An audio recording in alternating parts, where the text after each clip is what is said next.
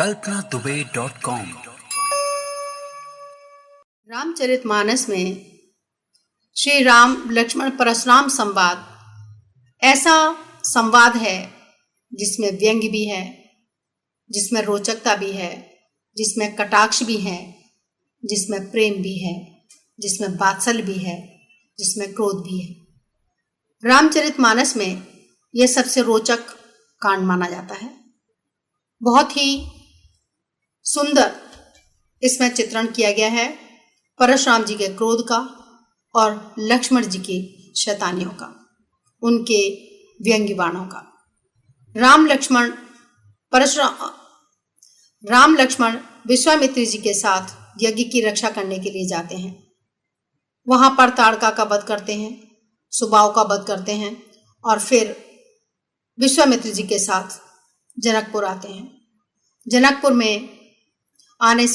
आने से पूर्व अहिल्या का उद्धार करते हैं। जनकपुर में जब आते हैं तो वहां पता लगता है कि सीता जी का स्वयंवर हो रहा है। वे सीता जी के स्वयंवर में विश्वामित्र जी के साथ पधारते हैं। वहां पर बड़े बड़े वीर राजे महाराजे आए होते हैं जो राजा जनक की प्रतिज्ञा अनुसार शिव धनुष को तोड़ने का प्रयत्न करते हैं। बड़े बड़े योद्धा उस धनुष को हिला भी नहीं पाते। राजा जनक उदास हो जाते हैं और कहते हैं, तजहु आस निज निज ग्रह जाहु, लिखा न विधि वैदेही विवाहु। दुखी हो जाते हैं कि वैदेही का विवाह कैसे होगा, इस धनुष को तो कोई हिला भी नहीं पा रहा है। विश्वामित्र की आज्ञा पाकर श्री राम उस धनुष को तोड़ देते हैं। तोड़ने पर जो साधु जन हैं उनमें खुशियों की लहर दौड़ जाती है और जो दुष्ट हैं वो बहुत ही परेशान हो जाते हैं, क्रोधित हो जाते हैं। शिव धनुष टूटने पर भयंकर आवाज होती है और उस आवाज को सुनते ही परशुराम वहां पर आ जाते हैं। परशुराम स्वभाव से बड़े क्रोधी थे। उनके आगमन से सभा में हलचल मच जाती है और सभी घबरा जाते हैं कि पता नहीं परशुराम अब क्या करेंगे। और एकदम वहां पर आकर शिव धनुष को टूटा हुआ देखकर क्रोधित होते हैं, क्योंकि वो शिव के भक्त थे और शिव धनुष के टूट जाने पर उन्हें बहुत क्रोध आता है और पूछते हैं कि इस शिव धनुष को किसने तोड़ा है। सारे लोग उनके क्रोध के भय से शांत रहते हैं, कोई जवाब नहीं देता। जब वो चिल्लाते हैं कि बताओ किसने तोड़ा है इस शिव धनुष को, तो भगवान राम बड़े ही विनीत शब्दों में कहते हैं, नाथ शंभु धनु भंजन हारा, होइए कोई एक दास तुम्हारा। आयसु काह कहिए किनु मोही, सुन रिसाए बोले मुन कोई। सेवक सो जो करे शिवकाई, अरि करनी करि करिय लड़ाई। सुनहु राम जेहि शिव धनु तोरा, सहस्र बाहु सम सो रिपु मोरा। राम कहते हैं कि नाथ शंभु धनु भंजन हारा, होइए कोई एक दास तुम्हारा, कि हे नाथ इस शिव धनुष को तोड़ने वाला आपका कोई दास होगा। और जब ये परशुराम सुनते हैं दास की बात, सेवक की बात, होइए कोई एक दास तुम्हारा दास होगा, तो जब ये सुनते हैं तो परशुराम को क्रोध आ जाता है और कहते हैं कि जो सेवक सो जो करे शिवकाई, कि वह सेवक है जो सेवा जैसा कार्य करे। अरे करनी कर करिए लड़ाई, ये तो दुश्मनों जैसा कार्य उसने किया है, तो वो मेरा दास कैसे हो सकता है। और वो क्रोध में आकर कहते हैं कि सुनो हो राम जय शिव धनु तोड़ा, कि हे राम तुम ध्यान से सुन लो, जिसने भी इस शिव धनुष को तोड़ा है वह मेरा सहस्र बाहु के समान वो मेरा दुश्मन है। सहस्र बाहु सम सोर मोरा, सहस्र बाहु के समान वह मेरा शत्रु है। परशुराम के पिता जमदग्नि ने सहस्रबाहु राजा का अपने यहाँ निमंत्रण किया और कामधेनु के प्रताप से सबको इच्छित भोजन कराया। राजा ने विस्मित होकर कामधेनु लेना चाहा। मुनि ने कहा, मैं तो मांग कर लाया हूँ। राजा ने इस बात पर क्रोधित होकर जमदग्नि को मार डाला और कामधेनु भागकर इंद्रलोक को चली गई। परशुराम जी ने यह सुन क्रोधित हो क्षत्रिय वंश नष्ट करने की प्रतिज्ञा कर सहस्रबाहु को मार डाला। क्यों मार डाला? क्योंकि सहस्रबाहु ने परशुराम के पिता जमदग्नि की हत्या कर दी थी।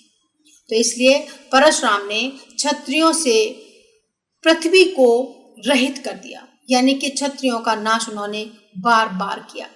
कहते हैं उन्होंने 36 बार पृथ्वी से क्षत्रियों का विनाश किया।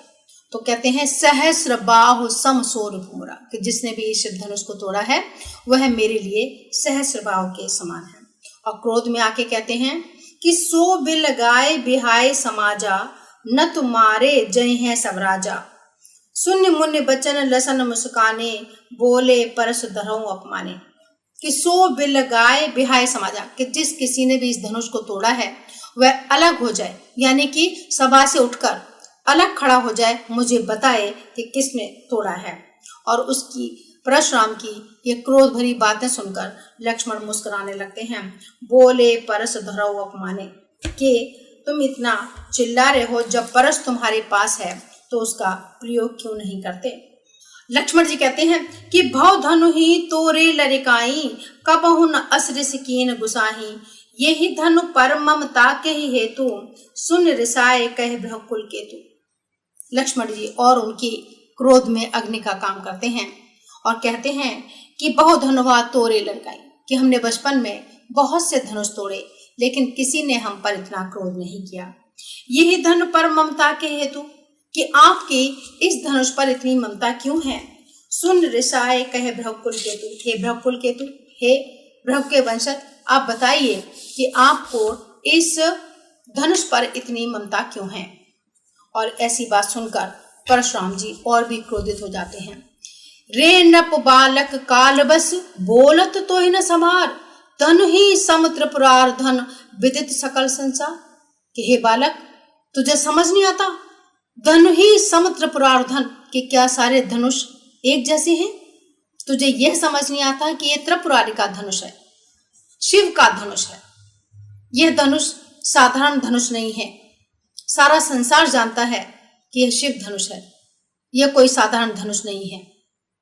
कि तो अपनी जबान संभाल कर बात नहीं कर सकता, बोलत तो इन्हें संभाल कर बात नहीं कर सकता, क्या तेरा काल आ गया है। और परशुराम जी क्रोधित होने लग जाते हैं लक्ष्मण पर। अब लक्ष्मण शांत होने वाले नहीं थे, वो भी मुस्कुराकर, जब क्रोध में कोई व्यक्ति हो उसके सामने अगर मुस्कुराया जाए तो उसका क्रोध और भी बढ़ जाता है। लक्ष्मण ने वही काम किया। लक्षण कहा अस हमरे जाना, सुनहु देव सब धनुष समाना। काछति लाव जीन धन तोरे, देखा राम नयन के भोरे। कि हे ऋषिमुनि, हमें नहीं मालूम था, हमने तो समझा ये सभी धनुष समान हैं। सुनहु देव सब धनुष समाना, मैंने तो ये समझा कि ये सभी धनुष समान हैं। और काछति लाव जीर्ण धन तोरे, कि टूटा फूटा ये धनुष, जीर्ण पुराना जीर्ण शीर्ण अवस्था में जो ये धनुष था उसके टूटने से कौन सा नुकसान हो गया। काछति लाभ, कौन सी कमी आ गई, कौन सा लाभ तुम्हारा इससे खतरे में पड़ गया। जीर्ण धन तोरे, बिल्कुल जीर्ण शीर्ण अवस्था में जो धनुष था अगर उसे तोड़ दिया तो क्या फर्क पड़ता है। और देखा राम नयन के भोरे, भगवान राम ने तो इसे देखा ही नहीं, क्योंकि वो तो बहुत भोले भाले हैं। ये इतनी जीर्ण शीर्ण अवस्था में था इसलिए टूट गया। और छुअत टूट रघुपति न दोषु, मुनि बिन काज करिए कतरोषु। बोले चितय परशु की ओरा, रे सठ सुनस स्वभाव न मोरा।